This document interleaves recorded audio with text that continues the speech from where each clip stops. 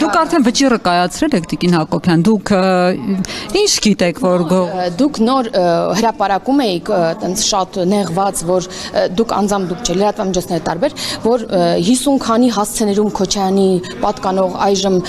բաներ են, խոզարկություններ են, ու ասում եք, իսկ դուք վճիռը կայացրեք, չէ, 50 քանի հաստատությունում միայն 50 քանի սում է հիմա, հա, օրինակ այսօր խոզարկություն եղել, եթե դա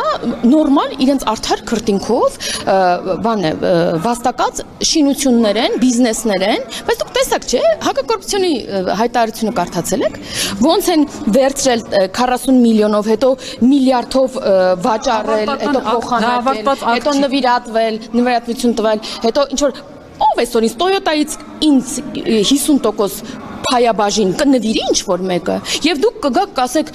դուք շատ արժանի եք, այո, թե կասեք, էդ ինչի դիմաց ձեզ այդ 50%-ը տվեցին, կարող է այն Իսակովի պողոտայում ՊՆ-ի շենքի դիմաց, հա, շենքը տալու դիմաց, էժանով, ասենք ասում եք, դուք արդեն բոլորը, մեր բոլոր քաղաքացիները գիտեն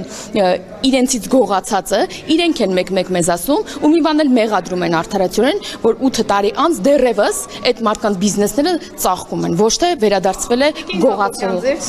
կա անձնավորություն, որի մասին կարելի է այդպես ամերության կանխավարկածը իհարկե չխախտելով նախկին պատգամավոր էր նաև, ասել, որ օրինակ Ռասիա մոլը, Ռասիայի հարևանությամբ կառուցվող շենքը, Աբովյանի վրա կառուցված խնդրահարույց շենքը, որի մասին անդադ հրապարակումներ են եղել, գողացած է, օրինակ Փակ շուկայի սեփականատերը, որի հետ կապված ևս բազմաթիվ խնդիրներ են եղել եւ եթե չեմ սխալվում, նաև այսօր ձեր թիմում գտնվող քաղաքացիներ նախկինում դժգոհել են, թե ինչու է Փակ շուկան տրվել օրենքի խախտմամբ այդ քաղաքացուն, որը աղավաղել է պատմական հուշարձանը, բայց այսօր ձեր իշխանությունը այդ մարդու հանդեպ բավականին բարյացակամ վերաբերմունք ունի։ Սրա մասին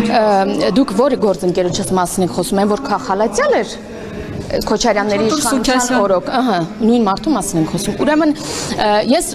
շատ բան չեմ կարող ասել իրականում, որովհետև ինչ որ հոդվածներ բան կարդացեմ, բայց ինչ-որ պարզաբանում եմ տեսել, որ օրինակ այդ նույն Աբովյան փողոցի վրա գտնվող հայտնի շենքը, օրինակ դա կիսաքանդ մի պատի մի հատված է եղել, որը բարեկարգվել է, հետնամասում հողեր է, ուրեմն գնել եւ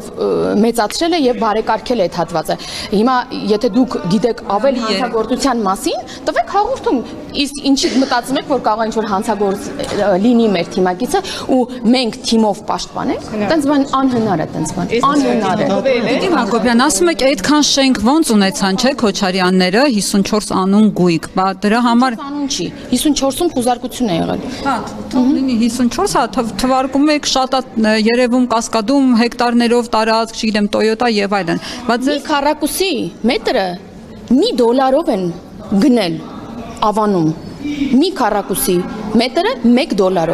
գտեք այդպիսի հող, ուրեմն ավանում